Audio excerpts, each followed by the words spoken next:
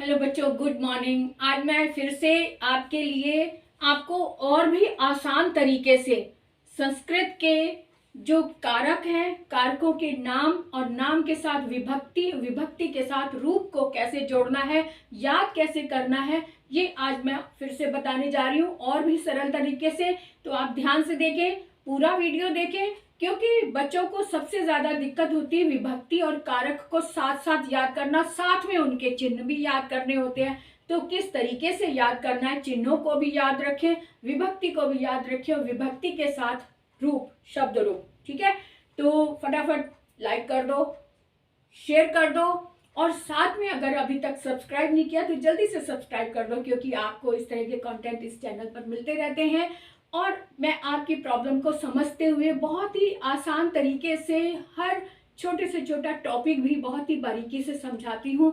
और मुझे उम्मीद है कि आपको मेरा समझाया समझ में आता है और साथ में आपके जब कमेंट आते हैं तो मुझे और भी खुशी होती है। तो देखते रहिए आज का वीडियो। आज मैं लेकर आई हूँ संस्कृत व्याकरण। संस्कृत व्याकरण मैं आपको इसलिए ज़्यादा करवा रही हूँ क्योंकि सबसे ज़्यादा ये बेसिक चीज़ होती है। संस्कृत में सबसे ज़्यादा जो शब्द रूप होते हैं, शब्द रूप ऐसी इस तरह से तो रट लेते हैं, लेकिन इसको इसके साथ विभक्तियों के साथ याद करना और विभक्तियों के भी साथ कारक के नाम याद करना थोड़ा सा डिफिकल्ट हो जाता है। इसको मैं आसान तरीके से आप कैसे बताऊंगी, ये देखो। पहले नंबर पर कर्ता होता है, ये क्रम जो होता है ये नहीं बदलता, जो ये क्रम है ये नहीं बदलता, इसको इसी क्रम में ही याद करना होता है। पहले नंबर पर कर्ता और पहले ही नंबर पर प्रथमा।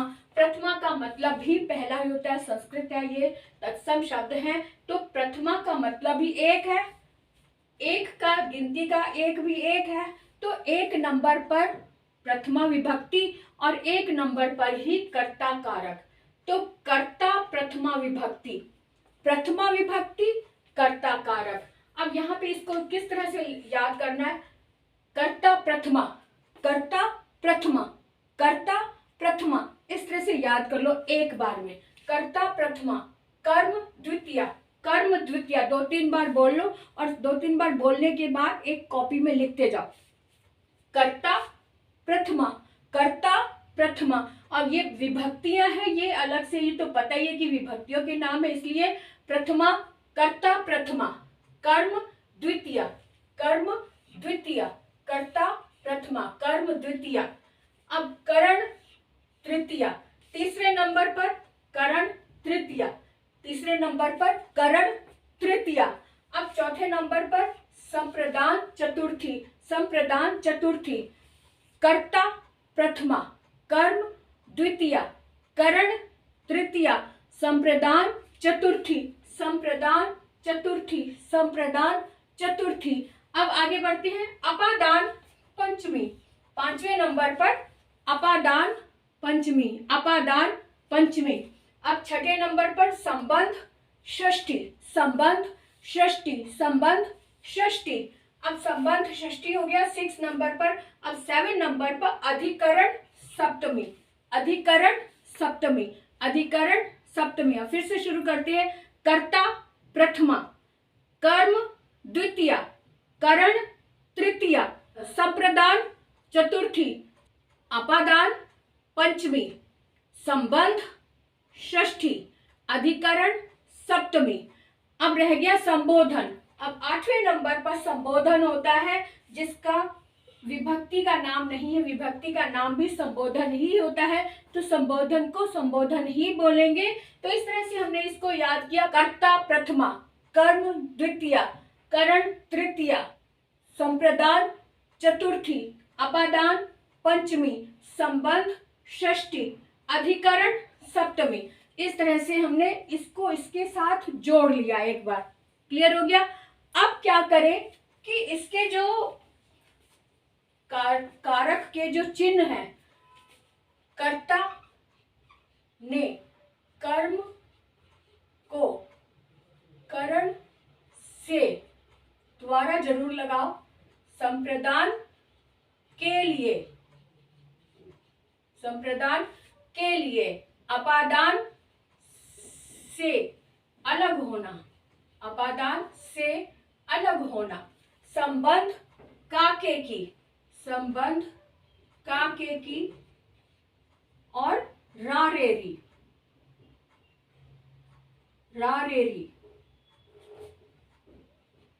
तो इस तरह से संबंध काके की, रारेरी और अधिकरण में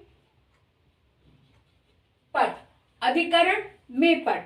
जब हमने कारक के साथ हमने विभक्तियों को याद कर लिया, अब जब हम कारक के चिन्हों को याद करेंगे तो कैसे याद करेंगे? इस तरह से, प्रथमा कर्ता ने, द्वितीया कर्म को, तृतीया करण से, है ना, चतुर्थी संप्रदान के लिए, पंचमी अपादान से, षष्ठी संबंध काके की, रारेरी, सप्तमी अधिकरण में पर, संबोधन हे ओ अरे, संबोधन हे ओ अरे।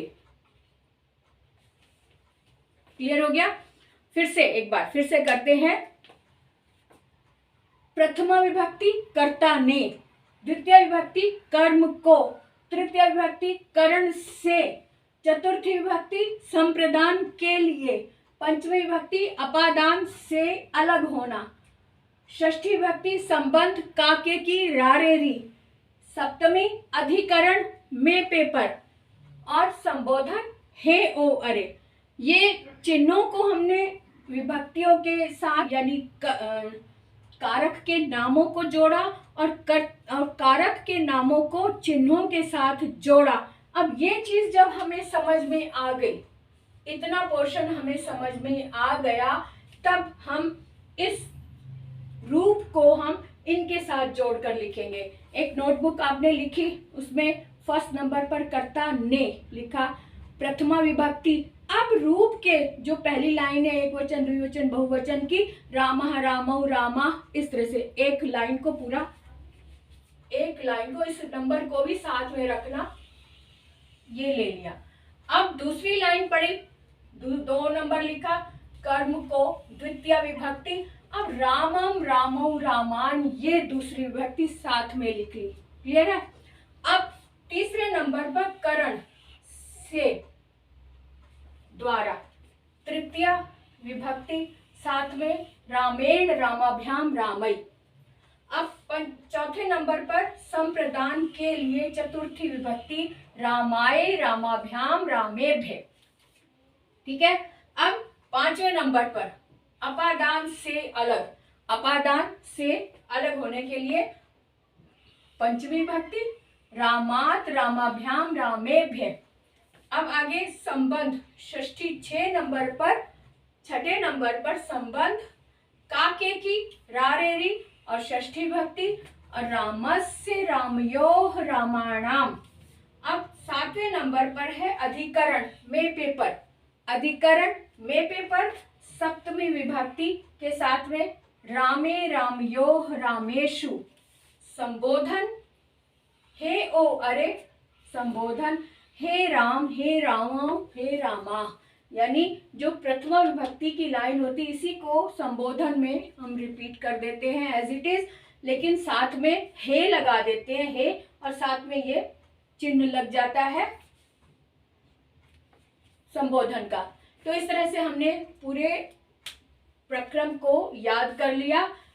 कारक के नाम और चिन्ह हमने एक बार याद कर लिए, फिर उसके बाद विभक्तियों के नाम को इसके साथ मैच करते हुए, प्रथमा कर्ता ने, प्रथमा क्योंकि प्रथमा मतलब पहली लाइन होगी ना, प्रथमा कर्ता ने, द्वितीया कर्म को, तृतीया करण से, द्वारा, चतुर्थी संप्रदान के लिए, पंचमी अपादान से अलग होना, षष्ठी संबंध काके की, रारेरी, सप्तमी अधिकरण में पेपर, 8वें नंबर पर संबोधन हे ओ अरे।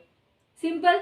जब ये प्रकरण साथ में याद हो जाएगा ना, तब उसके बाद जब हम रूप की तरफ ध्यान देंगे तो बहुत जल्दी याद होगा और साथ में कोई कंफ्यूजन नहीं होगा, क्योंकि हमने इनको इनके साथ जोड़ लिया। जैसे ही आप प्रथमा बोलेंगे कर्ता ने मुंह से निकलेगा, प्रथमा कर्ता ने, जैसे द्वितीय बोलेंगे कर्म को।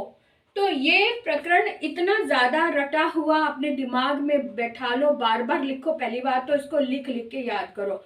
फिर जब लिख लिख के आपने याद कर लिया तो फिर दिमाग में जब भी आप विभक्ति लिखो, रूप लिखो, प्रथमा विभक्ति का जब भी रूप लिखो, रामः रामौ रामा, जब भी लिखो साथ में प्रथमा विभक्ति कर्ता ने जरूर लिखो, साथ में उसको साथ में जोड़ते हुए। जब बुक में रूप लिखे होते हैं तो विभक्तियां लिखी होती है, लेकिन कारक हर बार नहीं लिखे होते। लेकिन आप हर बार उसको चाहे जुबान दिमाग में बैठाकर याद करो, चाहे लिखकर याद करो, लेकिन उसके साथ जोड़कर जरूर याद करो। रामः रामौ रामः बोला, प्रथमा विभक्ति, एक वचन द्विवचन बहुवचन बोला, लेकिन प्रथमा विभक्ति के साथ में कर्ता ने जरूर जोड़ लो। बस कर्ता ने पहली लाइन जोड़ी तो बाकी भी अपने आप साथ साथ जुड़ते जाएंगे। और हर बार जितनी बार भी रूप या रूप लिखो, शब्द रूप, उतनी बार आपने विभक्तियों के नाम के साथ में कारक के नाम जरूर जोड़ने हैं। ये एक छोटी सी बात याद रखो हमेशा के लिए। अगर आपको संस्कृत में महारत हासिल करनी है, महारत नहीं भी हो तो कम से कम संस्कृत में आपको इंटरेस्ट है, तभी तो आपने संस्कृत सब्जेक्ट लिया है। तो संस्कृत सब्जेक्ट को पढ़ने के लिए, समझने के लिए ये एक बेसिक चीज है, इसको एक बार मेहनत कर लो बस। उसके बाद हमेशा के लिए आप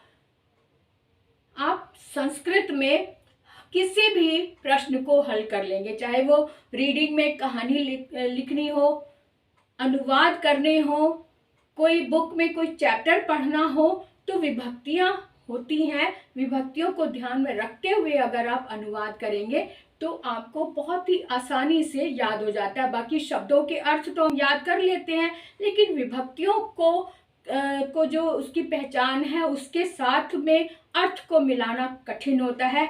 और जब हम अर्थ मिलाते हैं तो कारक के जो चिन्ह हैं उनको भी याद करना जरूरी है। तो कारकों के चिन्ह याद होंगे। विभक्ति का जो प्रथमा विभक्ति है या षष्ठी विभक्ति आ गई, षष्ठी विभक्ति आई, तो आपको का के की याद रखना होगा। अगर आपको याद होगा कि राम का भाई, तो अगर राम का भाई लिखा है, अगर आपको षष्ठी विभक्ति याद है तो रामस्य स्य लग गया, यानी कि षष्ठी विभक्ति के साथ काके की रारेरी जुड़ा हुआ है, तभी तो आप रामस्य शब्द आया तो उसका अर्थ आप राम का लगाएंगे। इसलिए मैं बार बार बोल रही हूं कि इन विभक्तियों को, इन रूप को याद करने से पहले आप इस प्रकरण को याद करो। इस प्रकरण को अगर आपने एक बार दिमाग में बैठा लिया तो आप कभी भी संस्कृत में मार नहीं खाएंगे, इन द सेंस कि संस्कृत में आपके नंबर नहीं कटेंगे। अभी तो हम याद करने के लिए, समझने के लिए पढ़ रहे हैं, फिर जब परीक्षा देते हैं तो हमें मार्क्स भी चाहिए होते हैं, अंक भी चाहिए होते हैं, तो संस्कृत में अंक पूरे पूरे मिल जाते हैं अगर आपने ध्यान से लिखा हो। ठीक है, तो आज की वीडियो यहीं तक समाप्त करते हुए यहीं तक रखते हैं, विराम लगाते हैं और अगले वीडियो तक के लिए फिर से तैयारी करते हैं। और मुझे आपके कमेंट्स का बहुत इंतज़ार रहता है। और अगर आपने सब्सक्राइब नहीं किया तो जल्दी से सब्सक्राइब कर दो, बेल आइकन पर जरूर जाओ, उसे प्रेस करो ताकि सारे नोटिफिकेशन आप तक भी पहुंच सके। तो बाय बाय।